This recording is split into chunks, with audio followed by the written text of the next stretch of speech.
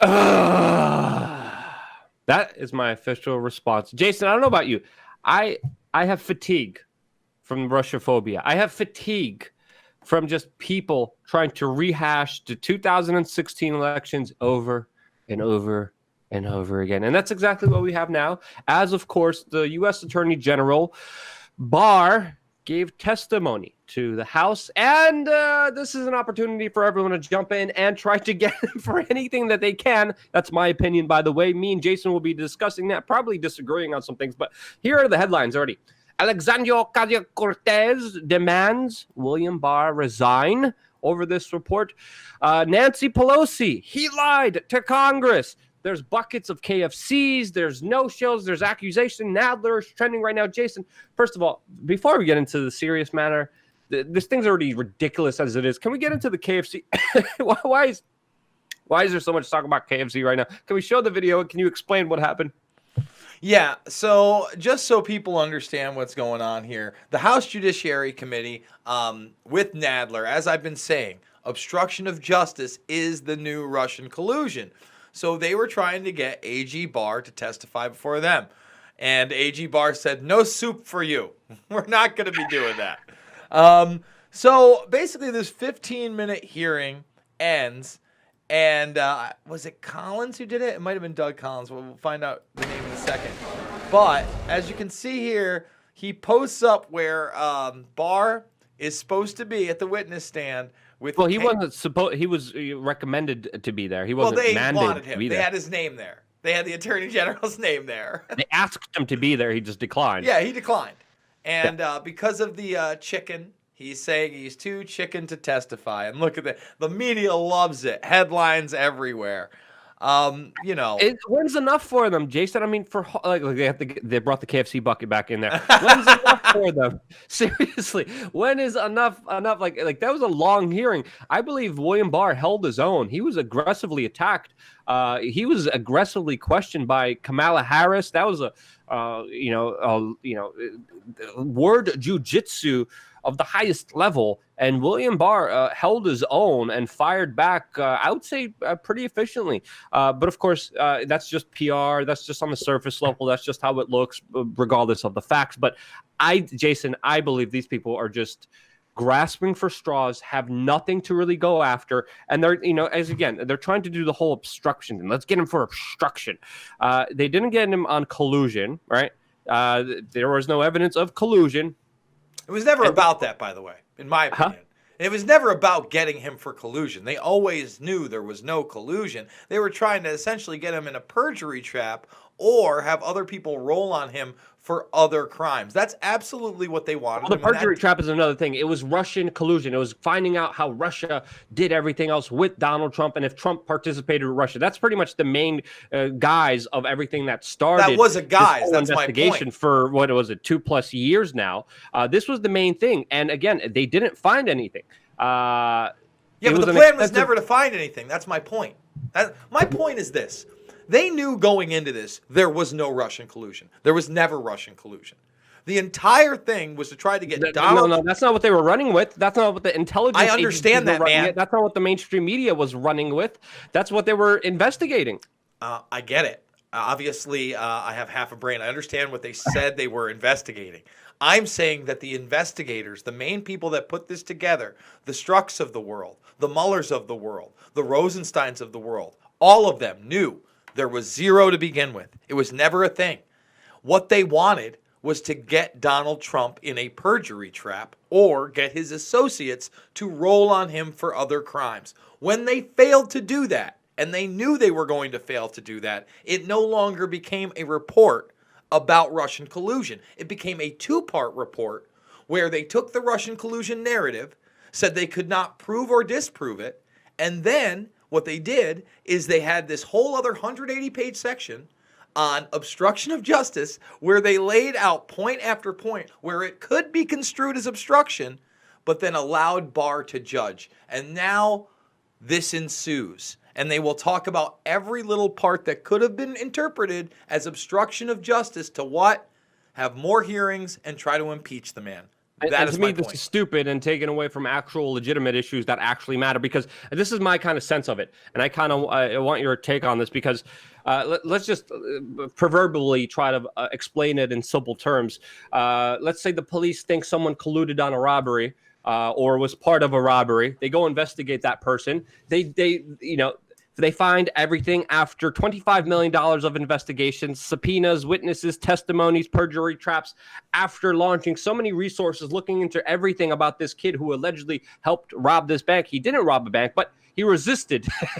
He resisted. This is nonsense to me, because, again, there's 11 specific cases where it could be interpreted as resisting arrest, as obstruction of justice. This is pretty much my layman term kind of understanding of it. And it was up to Barr to decide if he was going to actually do something against Donald Trump against that. He is, of course, not doing that. Everyone is up in arms. He's not finding, again, according to Barr, he says, hey, the whole thing about obstruction, I'm not choosing to charge Donald Trump with.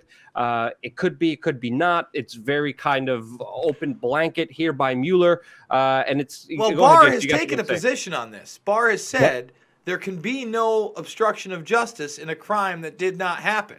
And exactly. That's the case I'm making. The bank robber didn't rob the bank.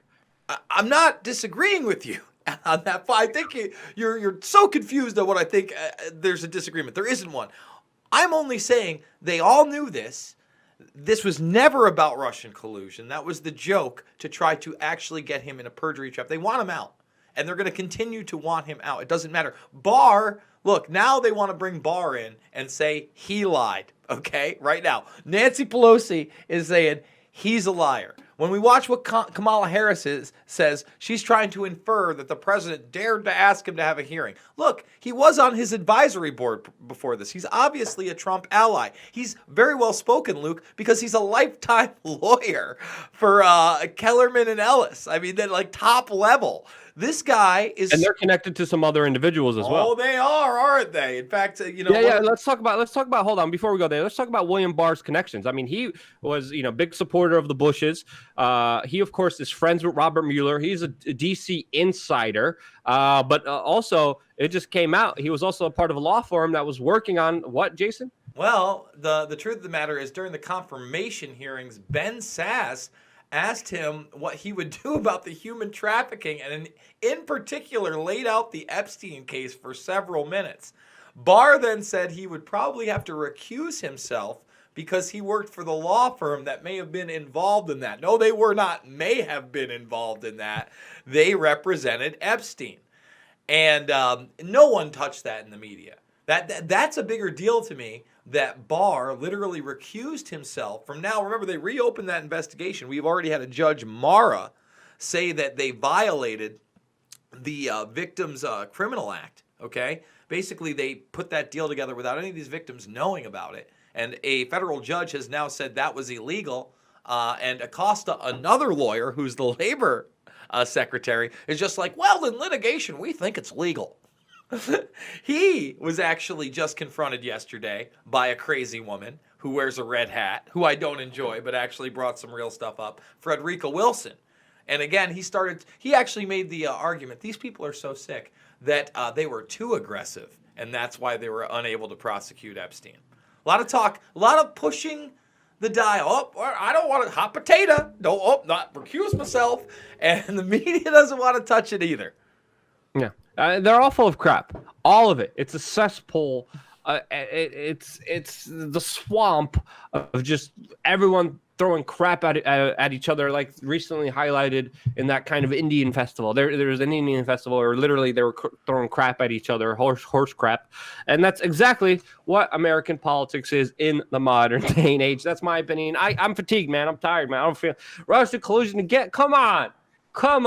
I'm what Barr said again. I'm critical of him with like we just were, but I'm his overall stance with the obstruction thing. I'm with him. I think it makes sense to me. I think it makes sense to the rest of Americans, and I think there's a lot of other issues that we concentrate on that would be beneficial, that would actually impact us, that would actually matter in our lives, that are a lot more important than what these idiots are bringing up, which ultimately I believe is going to make them lose the next election, because this is just stupid and dumb, in my opinion. That's what I have to say. Jason, anything else you want to say, and you want to close it off here? Well, before we close it off, I want to point out this clip by Hillary Clinton. Now, when I keep talking about obstruction of justice and this not being over, yeah, she's not running for president, but you know she's going to be pushing Biden or whoever the other candidate is, right? She may even be in their cabinet at one point, right? There's a chance. She's been Secretary of State before. Listen to her talk about obstruction of justice. One of the things Barr said today that, I haven't seen too much commentary about, which clearly was one of the Republicans' main points they were trying to get out, is that in the absence of an underlying crime, you can't have obstruction of justice. Now, it was a long time ago, but I actually did teach law, and that is just not true. I mean, if, for example, Rachel, if you were going to trial and you believed in your heart of hearts you were innocent, but the trial was going forward, you've been charged with a crime. If you bribed or intimidated or coerced a witness to leave town so that witness could not or would not appear, you might even be acquitted at the trial, but you have committed obstruction of justice. A new crime. And that is a crime. So there is no doubt, as many distinguished lawyers and scholars have said, that if Trump were not president, he would have been indicted for the 11 instances that have been shown in the Mueller report to constitute obstruction.